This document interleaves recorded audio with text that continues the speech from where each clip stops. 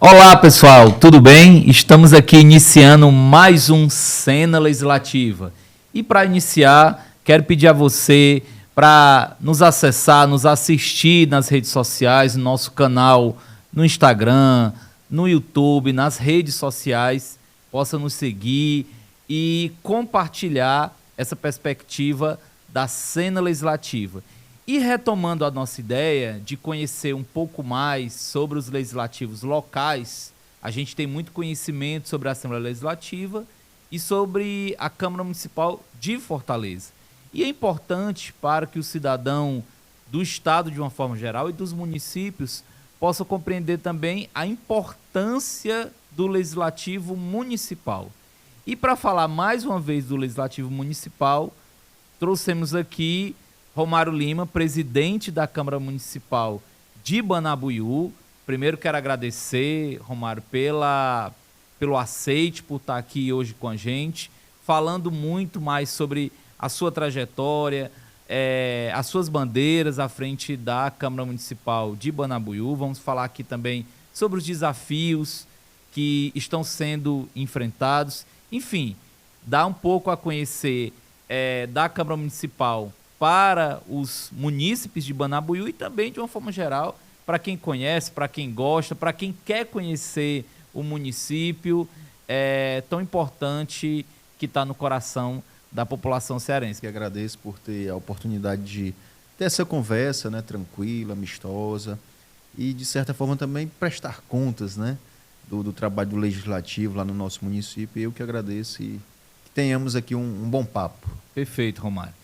Romário, pegando a Câmara Municipal do município de Banabuiú, né? Você acabou de falar agora da prestação de contas, a gente sabe que há um movimento, e muito mais do que esse movimento, há uma cobrança por parte da população de um legislativo mais presente na vida das pessoas, né?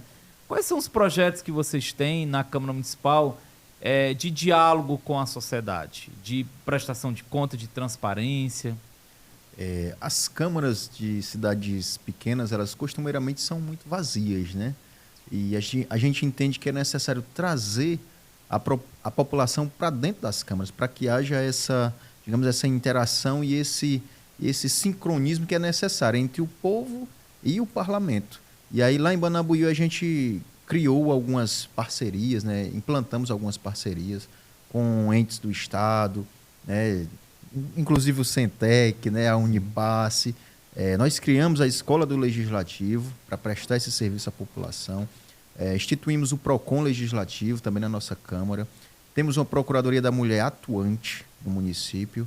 E dessa forma a gente tem atraído as pessoas, né, para dentro da Câmara, para dialogar, para trazerem os seus problemas e que a partir daí a gente propõe soluções.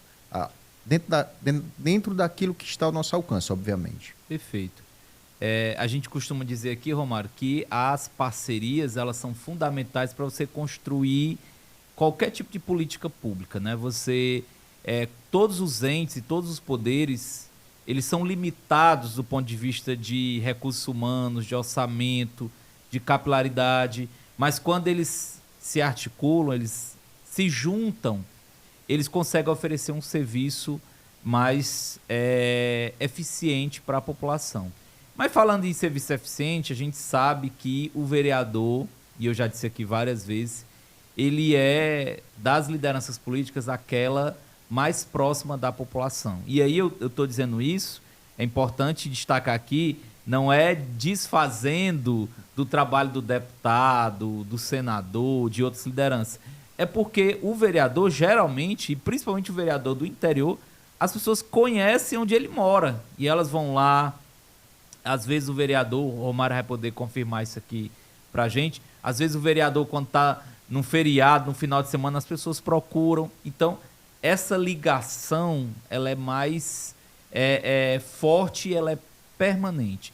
Então, eu acredito que não tenha figuras melhores para falar dos desafios de Banabuiú do que os vereadores. Os vereadores, eles conhecem. Claro que a prefeitura tem dimensão disso, mas o vereador está na comunidade. Aí eu pergunto, Romário, hoje, quais são os grandes desafios? Como é que você percebe pegando a realidade e o contexto de Banabuiú, quais são os grandes desafios que o município enfrenta nesse momento? Eu diria que o maior desafio de nós, vereadores, nessas circunstâncias, é manter o equilíbrio entre essa postura que você acabou de dizer, que é a do dia a dia, onde a população, quando ela tem um problema, o cidadão, quem é que vem na mente dela primeiro, né? É o vereador, que é o que está mais próximo. E quando eu falo equilíbrio, é o quê? É o equilíbrio entre isso e o nosso papel institucional. Nós não podemos ser só isso.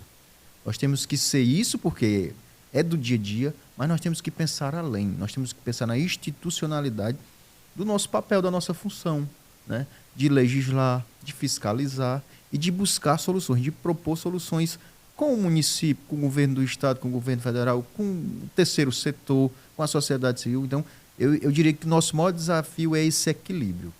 Deixar de ser somente o vereador que dá assistência e continuar dando assistência, porque nós não temos como fugir disso, É fundamental. mas também pensar nesse horizonte que é necessário. A gente precisa se capacitar enquanto vereadores. Não se profissionalizar, porque é uma palavra, né, mas se capacitar, né, estudar, né, buscar legislação, buscar institutos, entidades que nos fortaleçam enquanto Câmara. Nós sabemos que as câmaras municipais do interior, a maioria delas, elas são massacradas pelo Executivo, né, porque é uma prática que todo mundo sabe dessa realidade, e a gente precisa manter esse equilíbrio de harmonia, mas não de submissão absoluta.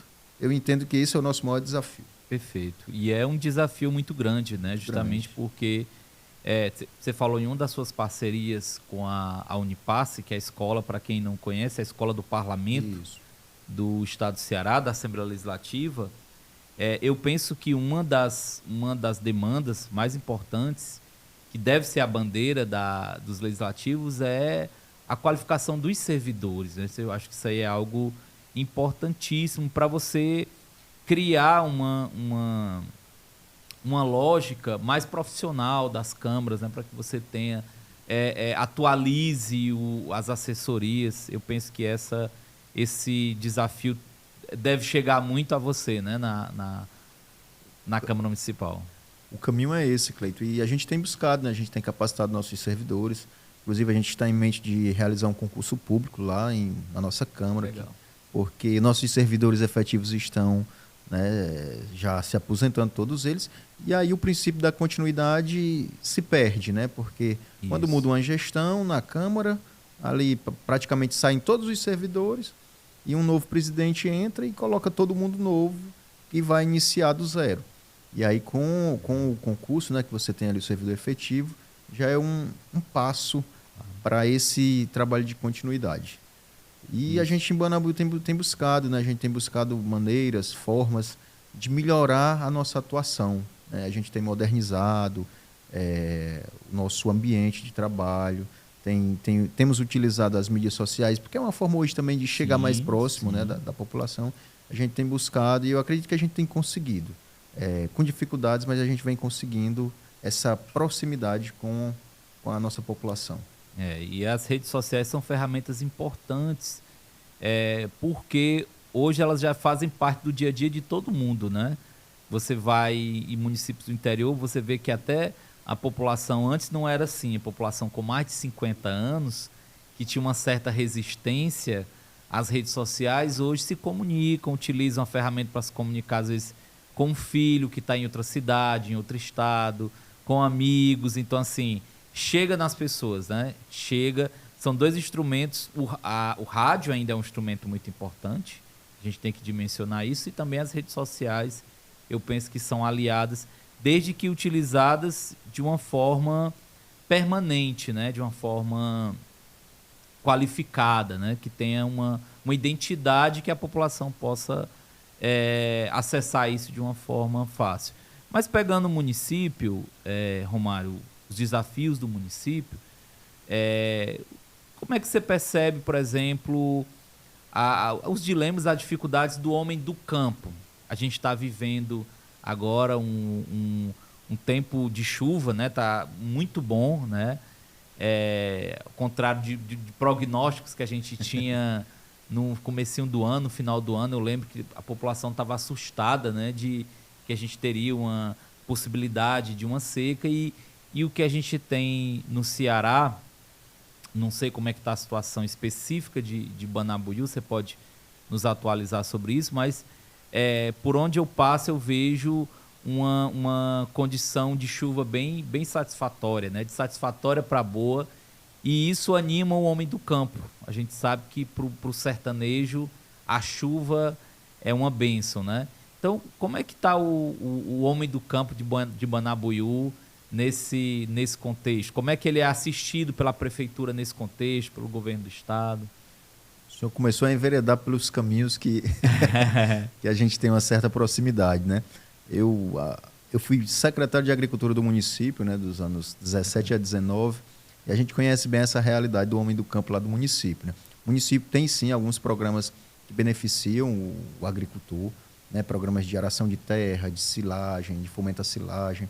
São programas importantes que alavancam a produção do município e dão assistência para o agricultor. E com relação ao inverno, esse ano tem sido atípico para o bem, né? O prognóstico era ruim e tem sido um ano em que os nossos reservatórios têm acumulado bastante água e a produção agrícola está dentro da normalidade, sobretudo em Banabuiú, que a gente tem um açude gigantesco. Até um companheiro aqui perguntou como é que estava o açude. Já está com mais de 42%, né, de sua capacidade, ultrapassando a capacidade do ano anterior, do ano 2023. Então, não é mais expectativa, né? É uma realidade positiva. Bacana. Positiva. Banabuiú tem uma produção de leite muito boa, né? Mais de 80 mil litros de leite dia, em muitos tanques de resfriamento nas comunidades. É um município com um potencial gigantesco, não só para a produção de leite, mas também para outros tipos de cultura, né? Porque Banabuiú tem a segunda maior bacia hidrográfica do estado. Segunda maior bacia hidrográfica do estado. Nós temos o açude de Banabuiú, o açude de Pedra Branca, que são muito grandes, e outros açudes nos municípios vizinhos.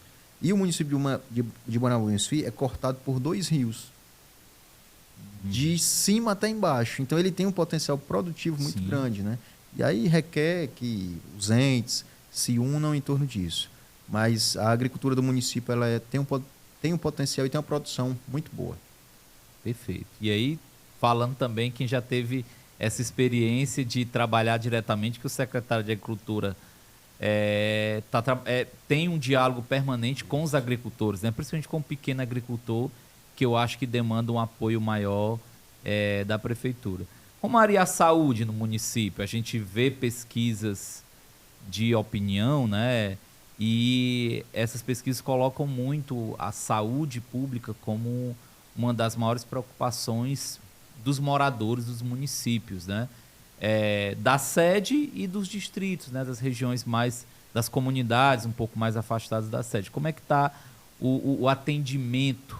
Como é que está as demandas para a população de Banabuiú nessa área de saúde? Nós sabemos que a saúde pública no Brasil, de uma forma geral, ela passa por muitas dificuldades, né? Desde o financiamento até o posto de saúde lá na prática, no dia a dia. Sim. Então não é uma realidade diferente, Banabuiú. No entanto, a gente tem algumas situações positivas também. O município tem 9 postos de saúde espalhados, né, com equipes. Vez ou outra tem uma falha porque o médico vai embora, né? O médico não quer ficar muito tempo no interior. Os médicos vão para a capital, conseguem algo melhor e vão, e aí fica ali desassistido por 1 mês, 2 meses, até que se consiga outro médico.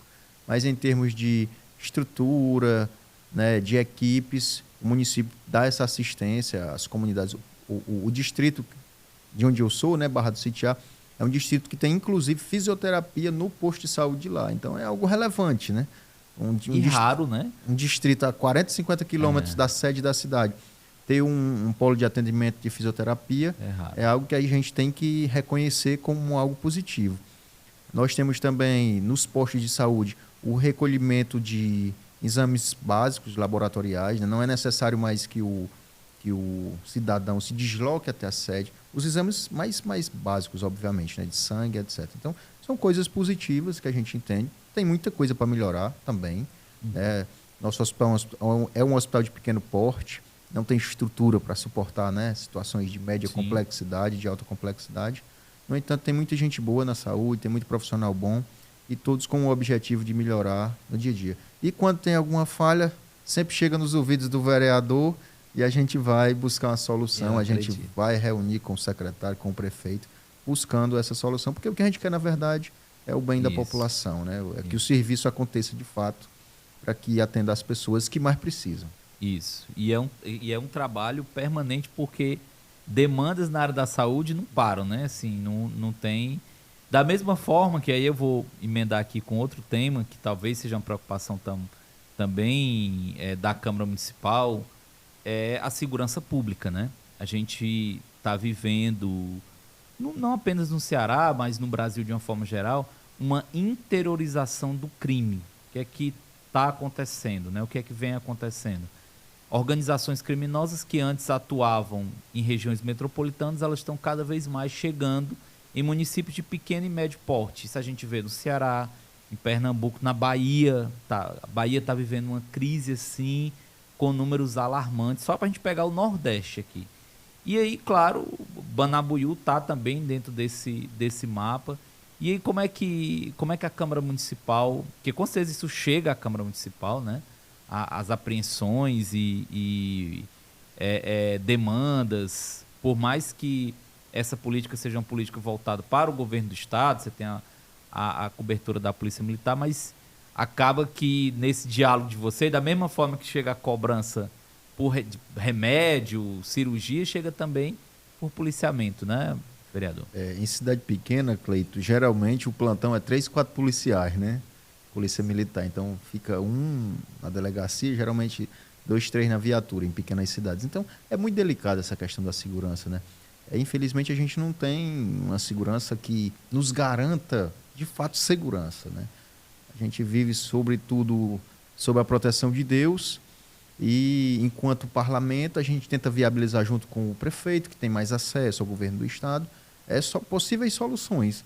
Mas a gente inclusive se sente de mãos atadas também, né? Porque nós fazemos parte daquelas pequenas comunidades que sofrem com a violência, né? Nós moramos lá, nós estamos lá no dia a dia. Eu acho que os senhores estão cientes que acabamos de receber a notícia triste que mais um vereador foi assassinado hoje, lá no Crato, né? Então isso nos deixa tristes, sobretudo, e requer de nós, né, que compomos os entes públicos, os poderes públicos, requer de nós que a gente intensifique as cobranças, né, e que o governo do estado e o governo federal tomem uma providência, porque senão, meu amigo, infelizmente, né, nós continuaremos a lamentar, né, por mais vidas perdidas nos nossos municípios e no nosso estado. É também um tema complexo, né, que envolve governo do município, estado, governo federal. Mas assim, Romário, na sua avaliação, o município, como é que está as parcerias com o governo do estado e governo federal? Como é que chegam ao município, né? Porque a gente sabe que o município, a prefeitura, tem sempre limitações de ordem orçamentária, né? O orçamento chega lá na Câmara Municipal, vocês fazem essa avaliação, então precisa muito, é necessário um aporte do governo do estado, um projeto do governo federal. Como é que essa ponte? O município, na questão da segurança, o município não tem poderes legais para atuar, né? Quando muito ele tem a guarda municipal, que é, de certa forma, a guarda patrimonial, né? Ou quando tem a guarda de trânsito, que faz também a questão da segurança no trânsito.